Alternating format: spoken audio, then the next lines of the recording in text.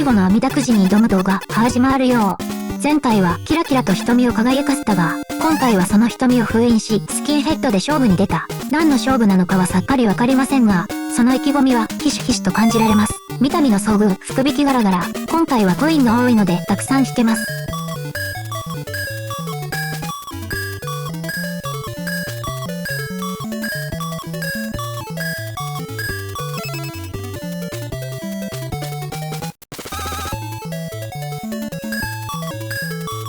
残機は17増えました。増えすぎ。次はいよいよ最終ステージ。私はこの BGM を聴くために再挑戦を決意した。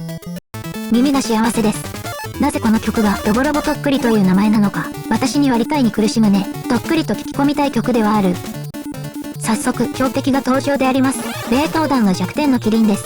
何度も炸裂弾で挑んで完敗しました。動きは規則的ですが、まだ戦い慣れていません。画面端だとかわしにくいよ。これは理想的な回避です。出現位置がランダムなんだよ。近くに出現されると難しい。この辺りの戦列がすごく好き。画面端での待機はやめよう。負けるべくして負けた。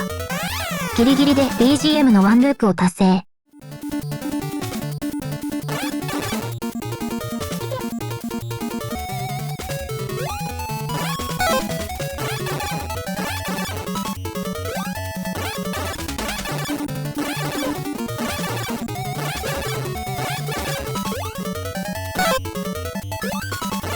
慣れてきたら上攻撃も入れましょう。1ターンで複数発入れるともっと早く倒せます。総合的には中央付近で待機がベターですかね。キリンは左右いずれかに出現すれば嬉しい。次は逆さの見せ場ですが、タスさんがコウモリで突破したのが気になっています。しかし結局は己の実力をわきまえたようです。制限時間はないのでじっくり進みましょう。この5秒間では突破できない。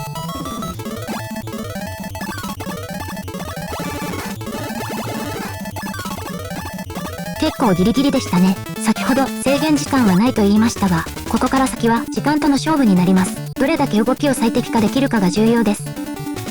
敵を倒しながら左右に往復する。ただそれだけの行為がなんとも難しい。左右に移動するだけなら簡単です。ポイントはドラキュラ君は攻撃時に硬直すること。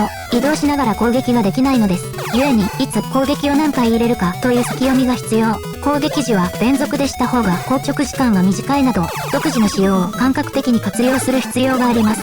想像以上に時間の管理が難しいのです。おそらくホーミンググラス通常弾が安定しやすいが、ホーミングが狙い通り当たらないと計算が狂う。あとは敵の出現位置です。高速エレベーターのミサイルもそうですが、ここも同様に運ゲーです。しかもお祈り期間が長め。今回はダメだったよ。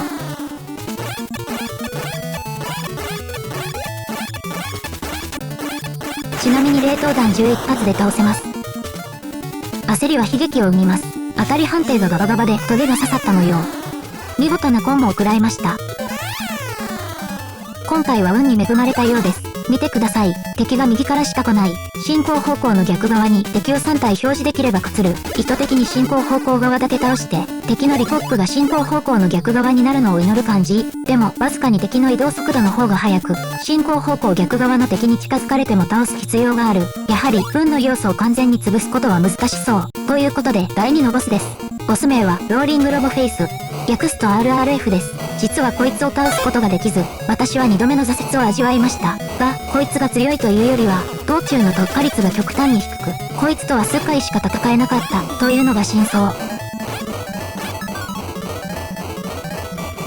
とにかく左右にかわして、炸裂弾を投げつける。やることはそれだけです。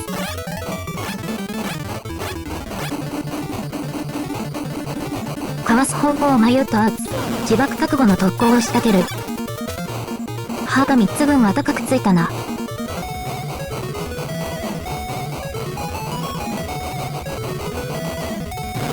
通常弾を追加でお見舞いしてやる。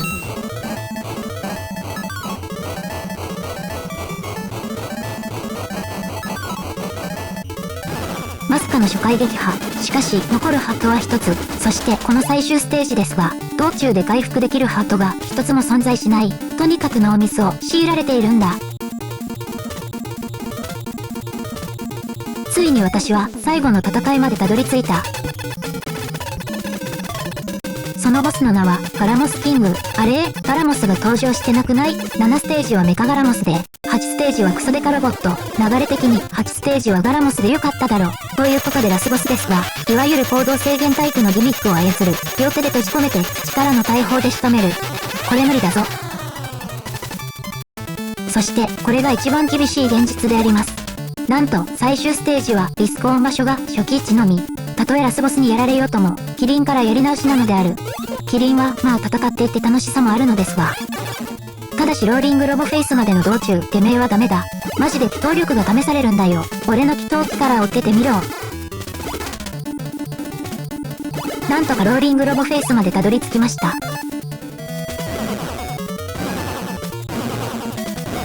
よし、ハートを3つ残せたぞ。そして2度目のラスボス戦ですが、攻撃をかわして反撃。何？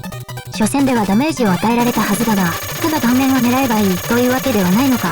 今のはダメージが入ったみたい。足に当てても意味はなしまった。真横に攻撃する痛恨のミス。上に攻撃できなくなった。今のはダメージが入ってもおかしくないと思ったが、ここまでの検証から導き出された答えは、ガラモスキングの口の中に炸裂弾をぶち込むこと。これは左右に移動している時は無敵ということです。攻撃のチャンスは口が開いている時、つまり相手の攻撃にカウンターを入れる必要がある。当然、カウンターはリスクを伴う。攻撃が当たる時は被弾のリスクも高まるのだ。この後、3回連続でラスボスへ挑戦するも、あえなく撃沈。ここで私の心が折れそうになります。単純に集中力が切れつつありました。このやられ方は辛い。いかんともしがたい。どうしても間に合わねえんだ。久しぶりの4度目の決戦。かわしながら当てるのがむずいんだ。流し切りが完全に入ったのに。先手の無念を晴らす。そしてたどり着いた5度目の決戦場。今回はノーダメージでここまで来た。このチャンスは何としても活かしたい。お互いが攻めきれない。うまい、先手を取った。そして回避していく。お互いにダメージ、我慢比べだ。まだハッカには余裕がある。ここはひるまず攻めていけ。間一髪の攻防。打った後に右にかわすのか。ほぎー。追い詰められつつあるが、かつてなく相手を追い詰めている感はある。もう少しのはずだ。当たっているように見えるけど、仕様です。弾の右側は左側よりアンチが広い可能性があります。やったーばー。対戦ありがとうございました。ということでエンディングです。完走した感想ですが、やっとクリアできた。これにつきます。冗談抜きに生きているうちにクリアできてよかった。それぐらいの達成感があります。実はこのプレイは録画してなかったのですが、悪魔城ドラキュラアニバーサリーコレクションには強力なリプレイ機能が備わっておりまして、そのリプレイ映像を改めて録画することで、私のプレイ映像をサルベージできたのです。ありがとう。移植に定評がある M2。私は使えませんでしたが、ゲーム外の機能で途中セーブもできるようなので、最終ステージで心が折れた方は、活用してみるのもありかと思います。今後も古いゲームの企画を色々と画策しております。なんとか動画にできたらいいですね。それじゃあスタッフロールは飛ばしまして。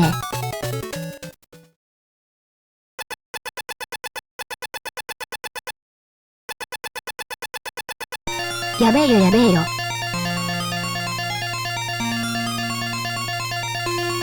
以上でこの連載は終了です。また別の動画でお会いしましょう。